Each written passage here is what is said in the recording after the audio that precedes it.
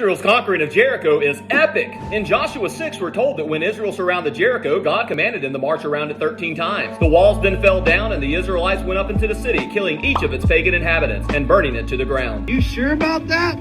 You sure about that? Yeah, we're sure, and not just because the Bible tells us, but because diggings carried out at the ancient site have uncovered remarkable evidence that corroborates the biblical account. Excuse me? Well, if the city had been taken by siege, as was the norm for that day, the walls would have fallen inwardly. But excavations have uncovered that the walls fell outwardly, creating a ramp that the Israelites used to go straight up into the city.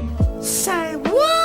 We ain't done. They also uncovered large stores of carbonized grain within the pots found in the ruins. This was a shocking discovery because when a city was taken by siege, the purpose was to starve out the inhabitants so that in their hunger they would surrender. In a typical siege, there'd be no food left by the time the enemy conquered the city. But they found an enormous amount of food at the site, which proves that the city was taken quickly.